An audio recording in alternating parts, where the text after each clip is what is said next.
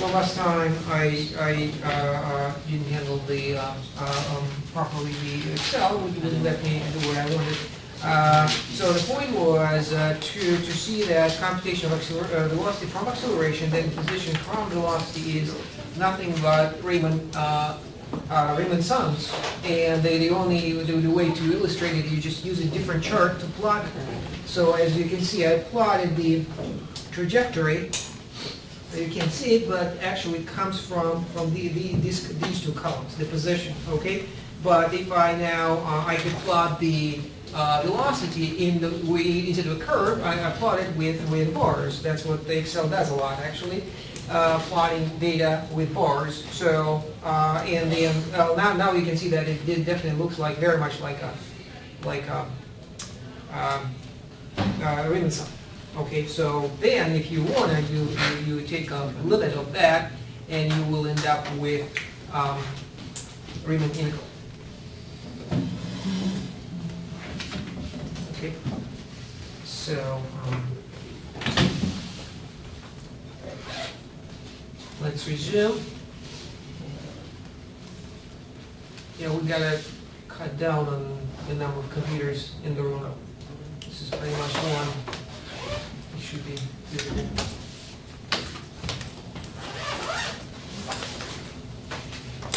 Okay, everything can be done, but doesn't have to component-wise or coordinate-wise. So you can study, you can do limits, as well as continuity, and later on in differentiation also, or one component at a time. It is, however, not a way out of the more advanced, but more ultimately more advanced and beneficial approaches through vectors. So what I mean is the definition of. So it is a theorem to conclude that everything can be handled by means of components, but as you can see, the actual definition of limit is not component-wise. That's in my definition.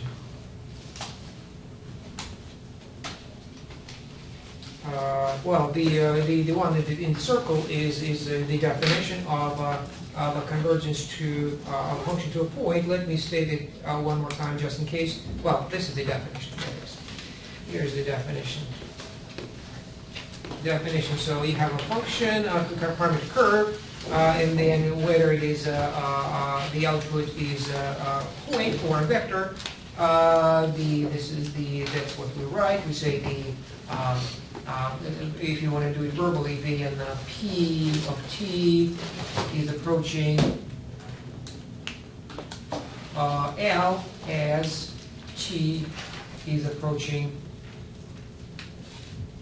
t naught. Okay, and what follows is just the notation, and then what follows is if is the actual definition. Okay, so through the limit, which takes us back to calculus 1. Okay, so we at the end we made it stop to in order to, I suppose, make a connection of parametric curves to the to calculus 1 and everything one-dimensional. So one is so this one from calculus 1 to calculus 3. Okay, so you have the graph of a function.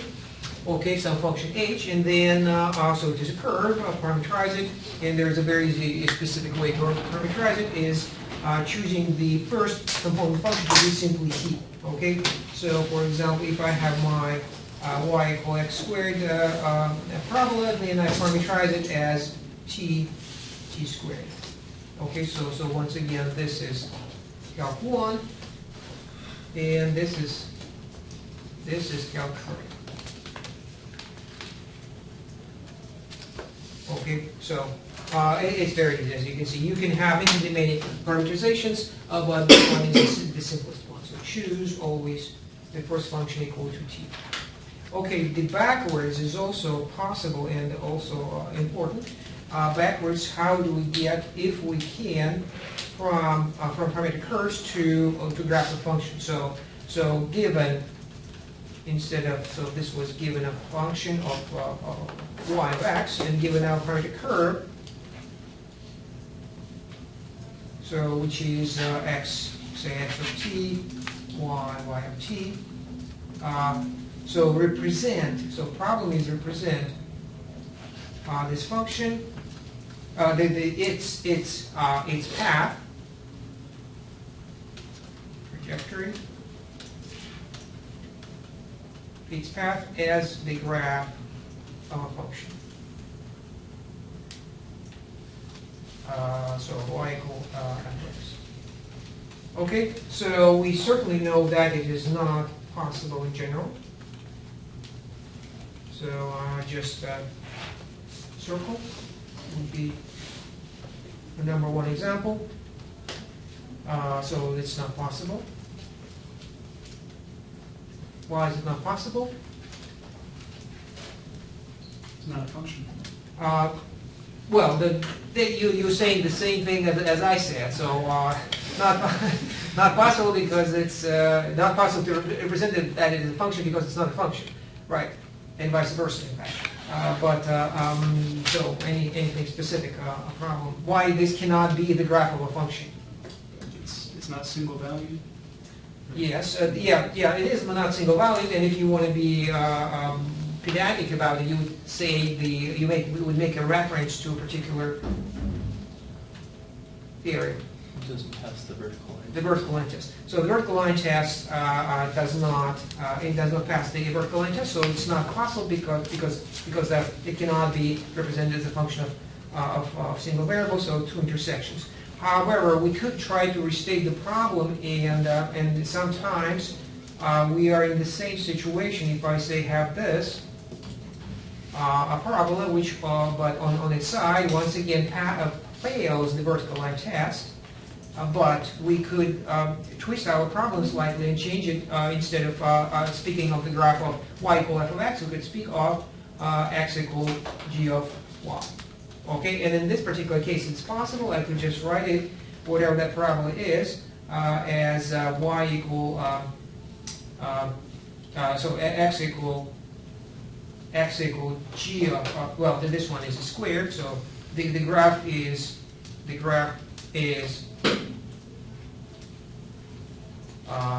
x equal y squared, right? And then I parameterize it. I'm sorry.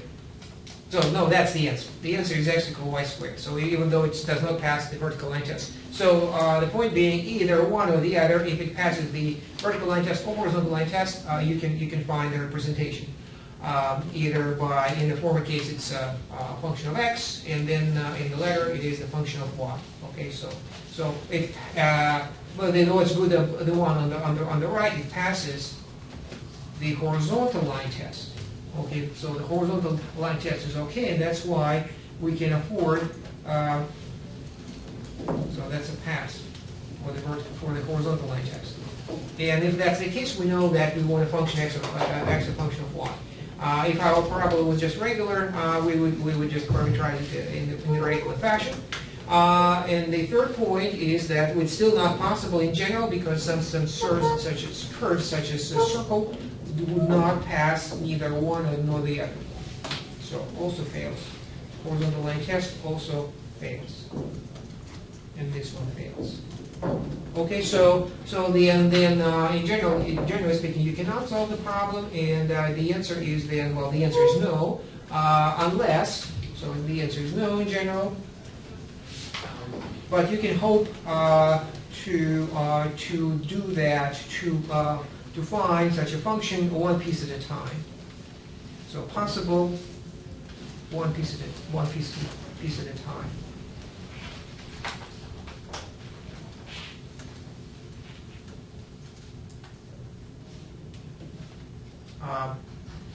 So what am I talking about as far as the circle is concerned? Each quadrant? Each quadrant or even half, right? Even half like this one, and this is the other. Both of these are functions. We know this is 1 minus x squared, and this is negative 1 minus x squared. And you might have to cut either vertically or horizontally to accomplish that. But you can imagine that if you have a complicated curve, then that will involve quite a bit of cutting here, maybe here, and maybe here, like that, and there. Okay, so this one seems to have 4 pieces that still, so that would be okay. So this one passes the horizontal, the vertical line test. This one also passes the vertical line test, right?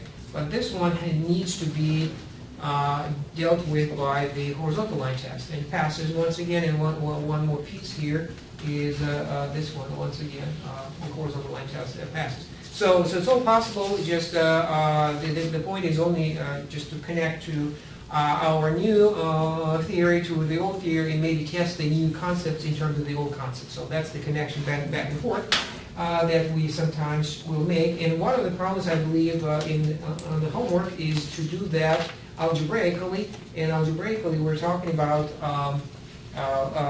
eliminating a parameter, which probably you have seen elsewhere.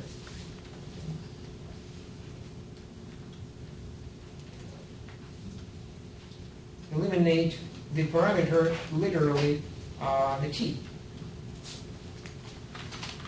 So parametric equation has 3 variables, including t, say t cubed and y equals sine t.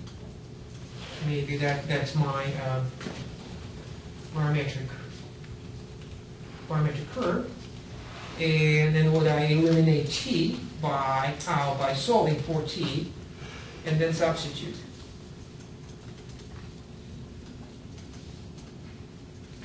So t is from the first equation, t is equal cubic root of x. And then I substitute, I have y equals sine cubic root of x. Okay, so as you can see, that's a function of one variable. Y is a function of x. Okay, so that's all it takes. So it could be the opposite. Well, first of all, what is that? Without plotting, why does it work? Why does it work out? There is something special about function t cubed. It's 1-to-1. It is 1-to-1. It is 1-to-1. So it's invertible. That's why it works out. If it was t squared, we would be in trouble. So in other words, when eliminating the parameter, remember you still have 2 possibilities: either y in terms of x, as we got here, or it is x in terms of y. So you look at the 2 functions that you have, and this one is not, and decide which one is 1-to-1. Okay, if one of them is 1-to-1, pick that one. It will have the inverse, just like here, and you could do this part, solve for t and substitute, and then you're losing nothing in such a substitution. You at once get the whole curve. Okay, so once again, watch for the 1-to-1 functions. If it was a t squared, then you see it would be ambiguous. Then you would immediately have two values of x to worry about, 2 values of t to worry about, positive and negative, and you're gonna so you'll fail, right? So it is a hidden. If we had t squared over there, that would be a hidden clue to us that in fact the function does not pass the vertical line test. Okay, so if the first function is t squared, so x equals t squared. Alternatively, fail the vertical line test.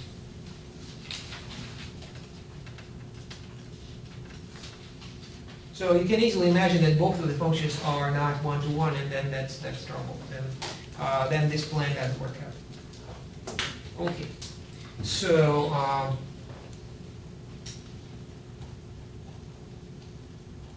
so we have limits, we have continuity, algebraic properties now. So we're still on the same topic of limits, and there is I'll try to go through this as quickly as possible, but I have a bunch of topics. So the algebra of limits.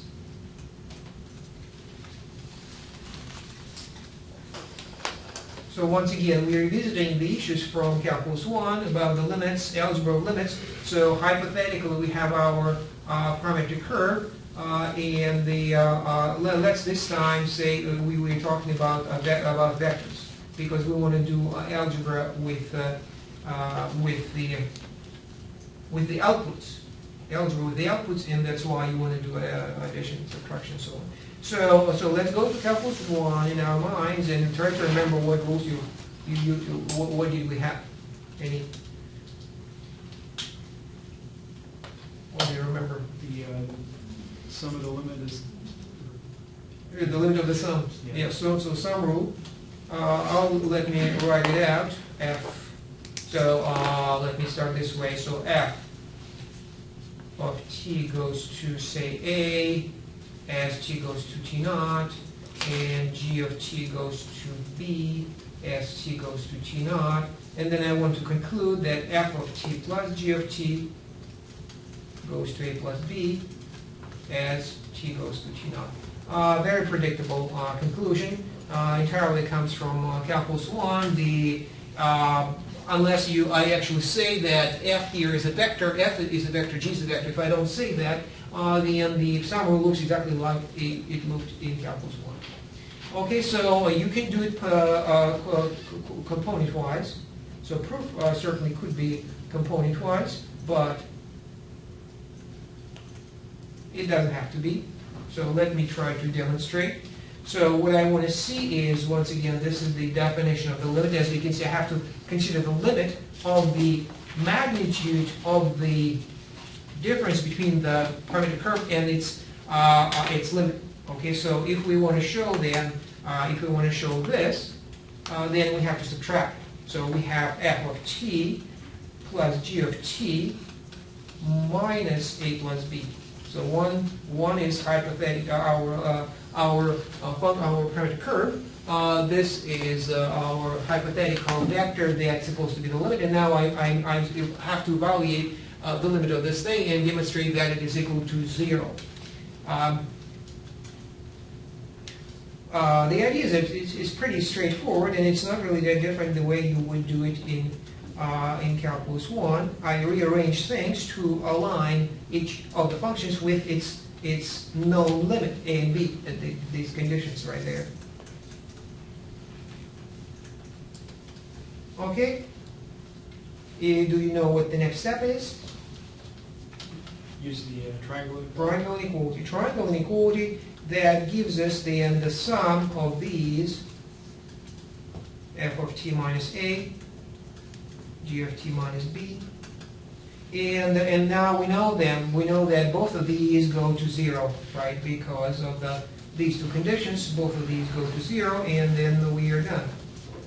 So the whole thing goes to 0, and then the proof is finished. As you can see, we did not have to do anything component-wise. We did not have to invoke.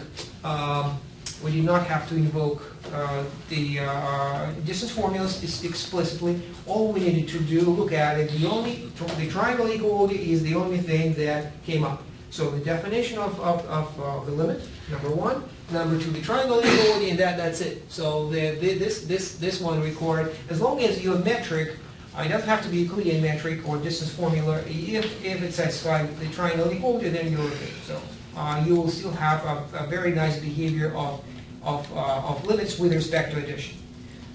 Similarly, with the scalar multiplication, it fits exactly, because scalar, well, actually the rule is called constant multiple rule. Okay, so just to make sure in calculus, constant multiple rule was the name of the theorem. So if I try to write it again, so it's a CF of t supposed to go to CA. Okay, so once again with the same setup as I have here. Okay, so you have f goes to A. Okay, and then the conclusion is that that f of t goes to CA. Okay, so once again, so constant multiple is preserved under limits. Okay, so so that's all fine. That works out also pretty nicely. You can also prove it either component-wise or using this property, and in fact the property that instead of the triangle inequality, you're going to need this property. You might remember, which was what, CA magnitude is equal to absolute value of C times magnitude of A, the homogeneity property of the magnitude. Okay, so to prove. Okay, there is, however, now the next one is the product rule. So the product rule certainly is very easy to write when it is we deal with functions, but what's the problem when we're dealing with vectors? You don't have a way to multiply vectors? No, we do. Well, we actually have two. We can multiply first. What if this is a function? It is a scalar function, but it's a function. First, and secondly, we can still do the dot product. So both of these are legitimate operations. So there will be two product rules. Number one is, so let me just do what I just indicated. C of t times f of t. This is scalar product. So once again, scalar here number. It is a numerical function, but it is a function. And unlike the constant multiplier, which is not constant, and this is a vector. But the answer is the same. Well, both of them would have to have limits. So say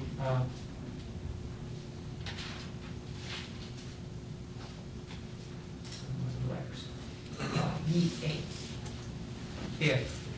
If in addition to the limit of f, C of t goes to b as t goes to t naught. Okay. So both of the functions have to converge, and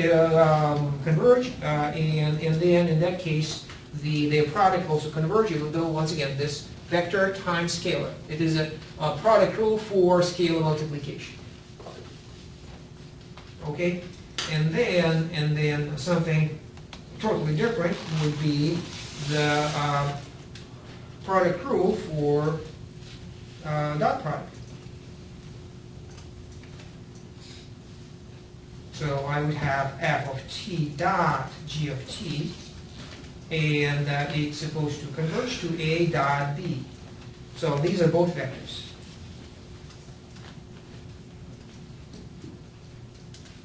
And these are vectors too. So this is again number and vector. Okay, so once again, convergence works out fine. This one definitely you're going to need the component wise. At least the one, the definition that we have for the dot product is really only component wise, and then you rely on what's happening. But ultimately, that's what it is. You have just a multiply component wise, components converge, and then we add them together. You still have convergence. Okay, so I'm not gonna spend a lot of time on this. We'll just accept these rules that are still applicable under the limit. One rule we are not seeing here is what? Quotient. There is no division of vectors, so we're not worried about that. You can certainly divide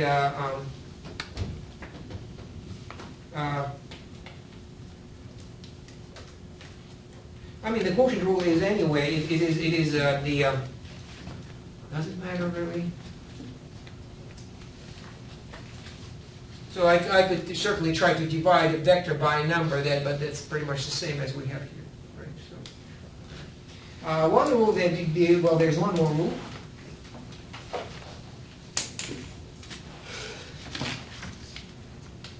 One more rule. What operation is missing?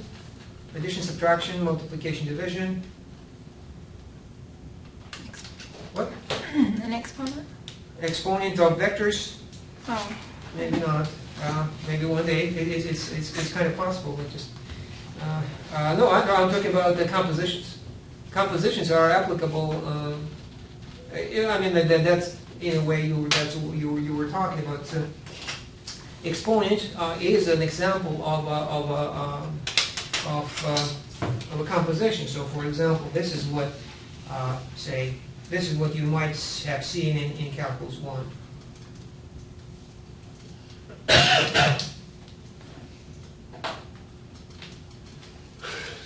Okay, that's look familiar?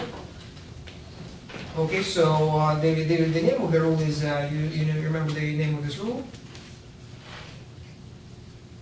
It's substitution. And it is justified by the same magic words that we have used. It is why is the case. The justification for this such a rule is to say that e to the u is continuous. Okay, so the function is continuous. That's why it can be substituted into the limit, or vice versa. And nothing in that respect changes. First of all, you still could do compositions of functions, of parametric curves with functions, even though it's kind of awkward. Because but the rule of composition still, it is possible to have compositions, it's possible to have limits, and that rule of substitution still applies. So, for example, f of t. So we cannot really proceed on. We don't have with the compositions. We are not. You might remember actually that's what we need to introduce functions of several variables, but we're just not ready to talk about them. So our compositions would be inevitably on the other end. Okay, so say s to t, and from t to our parametric curve. So then, while this is a parametric curve, what's the first one? What is this? Just a normal calculus function? It's just a normal calculus function, indeed, because we cannot, once again, if we exclude functions of several variables, we are not really in the position to do anything else but to go from either it is a regular function or it is a parametric curve. So we can only compose them in this particular way. And then, as you can see, that's the rule would be equally applicable. The substitution rule would be what the limit of, well, I prefer to use arrows. So f of, well, let's call it, so this is say f, and this is f. Okay, f, uppercase f of s is going to f of, hold on a second, say L, and the conditions are, so the substitution,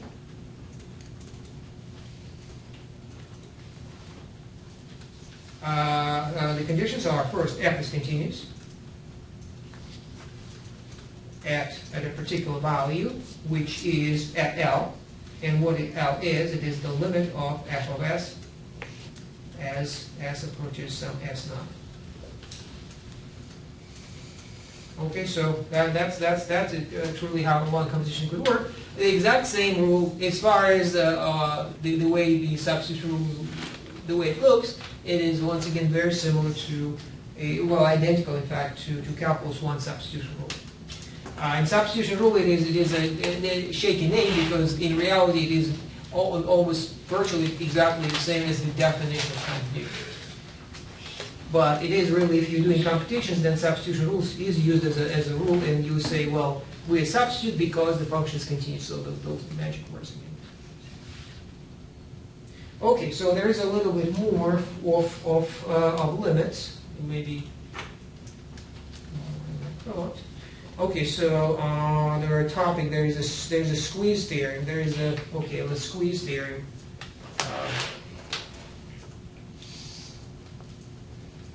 In calculus 1, maybe you remember f of x between this function between f of x and g of x. Then these converge to L, and this is to L, same thing. Then h of x also goes to L as whatever x goes to A. Okay, so that's the squeeze theorem. It is much harder to squeeze things when they're on the plane. So these are y's. Okay, so in the y is the x's. It is just real number, and among real numbers there is a relation of inequality. Okay, so because it's either high or lower. Okay, so that's on for the sake, and we don't have that anymore. So we don't have a y-axis. Y-axis has been replaced with xy-axis. And then there is no larger or smaller. If it is a point or a vector, you cannot say one is larger than or the other. For the same reason, all the inequality, all the stuff that you see in calculus 1 related to inequalities will not really be a lot applicable in calculus 3 specifically for parametric curves because there is no order relation on the points. Okay, so a lot of things will have to be either non-existent or appear only when we do things component-wise. It is this one, then also where a maximum, minimum, positive derivative, negative derivative, all of that is not gonna, I mean, what is the positive and negative if not simply the, or rather increasing, decreasing function it means that the function is going in a particular direction. And there are only two particular directions. It's either going up or down. Okay, so that's the thing about real numbers. There are only two directions. Once we move to the xy plane, how many directions? Infinitely many directions. So if we're talking about how derivative affects the behavior of the function, we cannot be as specific as this. So y prime positive, y prime negative, and that was the big part of calculus 1. We're not really going to use it a lot unless, like I said, we do it component-wise. So because infinitely many directions. So you can go in any infinitely many directions, and those directions indeed will be told you which direction. It will be told you by the derivative. But other than that, so in other words, it's not as simple, positive or negative. It will be a direction. Okay, so this one also doesn't really work out, except maybe that this is a form that I would suggest the Squeeze Theorem for, say, h of x is, you can try, well, how about this, minus f of x. If the magnitude of the vector between h of x and f of x, let me use capitalized letters here because I have been trying to use capital letters for all multidimensional business. And then, okay, this will be t. And then I'm using the lowercase for the rest, for numbers. Okay, so we have two parametric curves, and the distance between them is going towards 0. Okay, so say maybe f. This is f, and it has a limit equal to a. And then what does that? Can you imagine what this limit tell you about the behavior of h? Where is h? It has to track alongside f. Yes, but not only it will be tracking better and better. As we approach this point, it will be tracking better and better. So h will be here somewhere. So pay attention how these two, like this. So h is here somewhere. That may be wildly behaved, but it will stay within the distance of distance to. I didn't mark it. The blue one is f. The blue one is f. The red one is h. F is that is known information that f of t goes to a. That is known as t goes to t naught. And then we want to conclude. What do we conclude about h? I'm sorry, that's supposed to be a right here. What do we conclude about h? Look at the picture.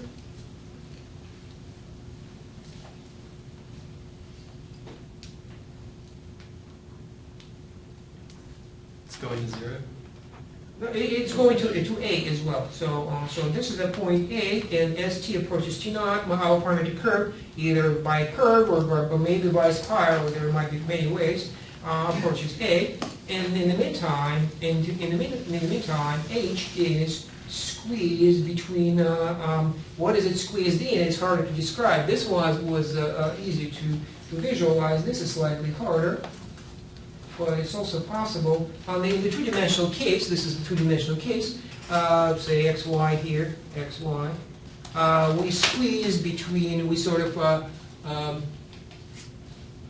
for each location on t, we moved, for each t on the graph of on the path of the function f, we made one step in two directions, and we know that the graph of h has to be here somewhere. Okay, and then it is like a funnel. Okay, so a funnel that contains enforces the function parametric curve h along parametric curve f towards a. You can imagine that this is, instead of a two-dimensional funnel, you can have a three-dimensional funnel in three-dimensional space. And once again, the function f, capital drags h behind it towards the same limit. So it's the same idea, even though it is actually quite simplified because there is only one function involved to squeeze. You have only one function f to squeeze to contain the function h. Okay, so well, there's a couple more theorems.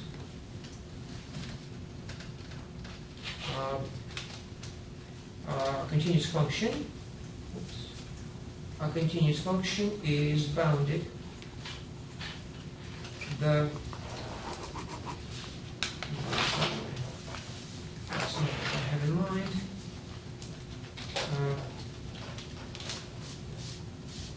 Okay, let's skip that. There is a more important issue here. That is for parametric curves, and that is asymptotic behavior. Okay, so we talked about that a little bit already.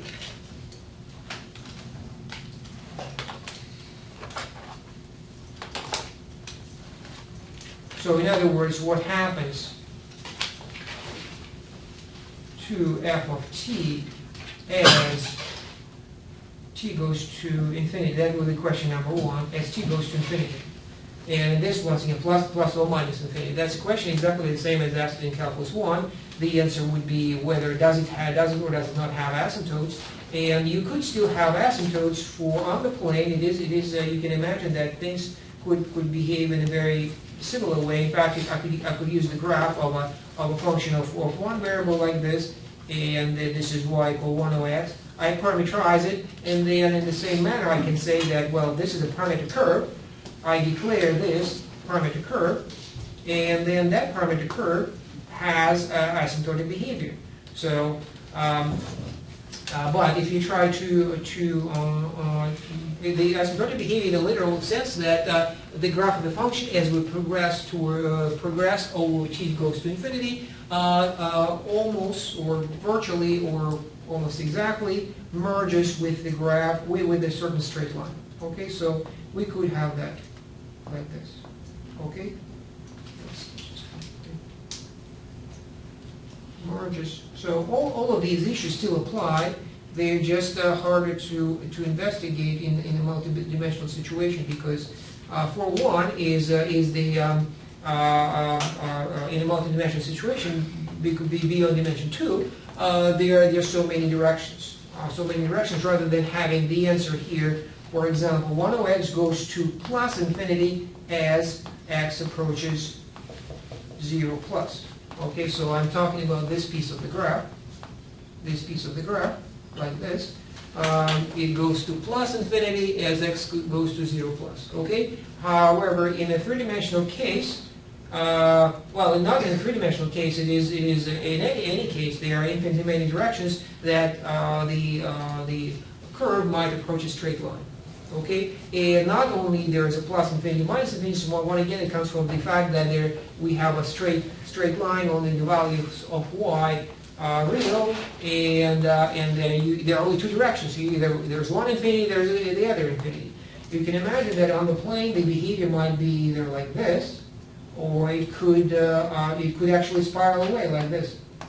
Okay, so then you know that there it is going towards infinity, but which one? And the answer, none of them, because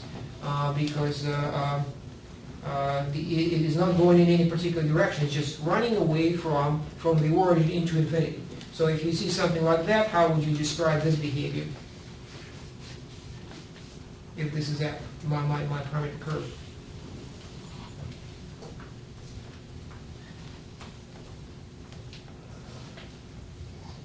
So a spiral running away, y and y and y. How would you describe it? Would we just say that f of t goes to infinity as t goes to infinity? You could. There's a problem with this interpretation because infinity is like a number. Okay, so which is okay. We just need to fix this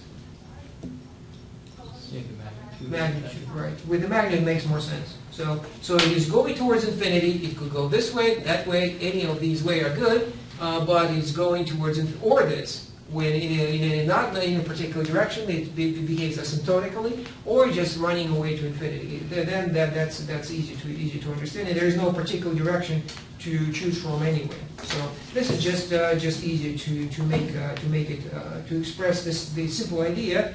It is actually simplified ideas because we don't have this these details easily to be addressed when we talk about parametric curves, even though they all can appear easily. Okay. Okay, so finally, let's get to derivatives. We already have some ideas about what to do with them.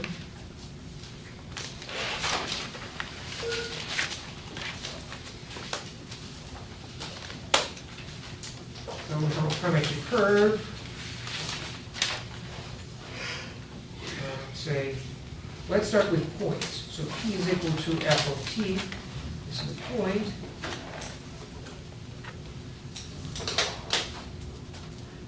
Okay, and then we choose a, or t naught is in the domain.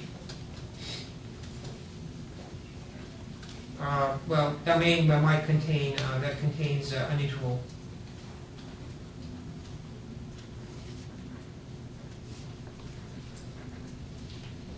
We are pretty much revisiting some of the issues of calculus 1, and that is to deal with the derivatives, you have to make sure that the function is defined at least on some interval around t naught, open interval. So this, just to begin all these investigations, you need to list some area around it to be defined. So let me try to make that picture here. So x and y. As you can see, I am putting t on a separate axis. These are x and y axes. I want to have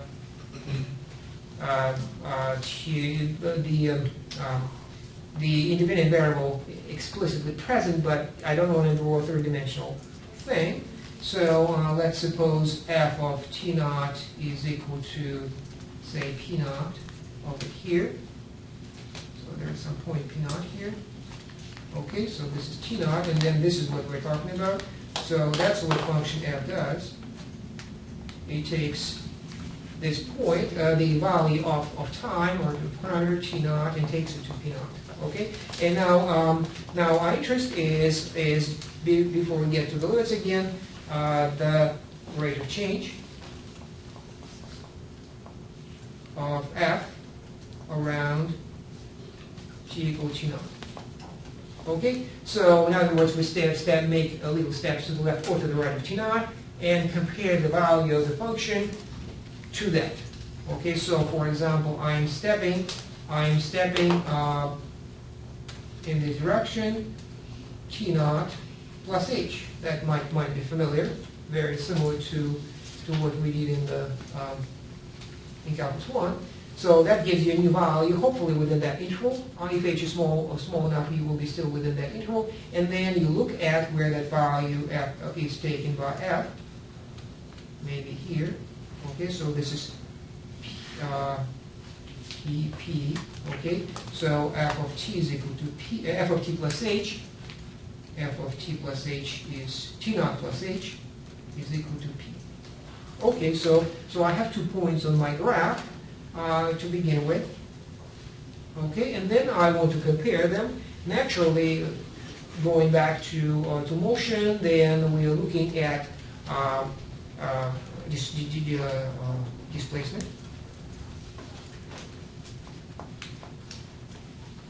which will be, what is the displacement?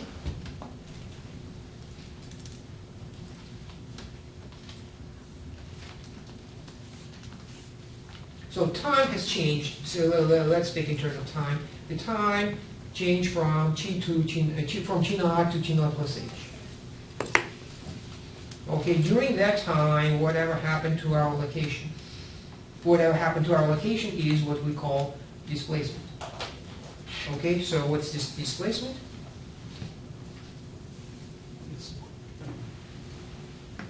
It's the difference in the vectors. Would it be the magnitude of the difference? Well, we could actually, no, the magnitude is not what we want. Magnitude is always positive. So just like when we do differentiation in calculus 1, we don't want to have absolute value because then we lose the direction. Same here. We want to stick with the direction, and magnitude only comes up when we do the limit. But at this time it will be a vector. Remember, we could actually have a vector between 2 points. So this is the vector we're talking about. And yes, we could have started with vectors to begin with, but I like to start with points. And then my displacement is simply p naught p. It is a vector.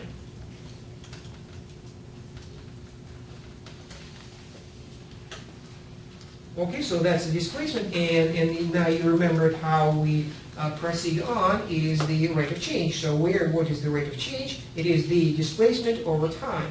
Okay, so known as also as average velocity, vector-wise. So a vector and then displacement change of location, and then change of time is h.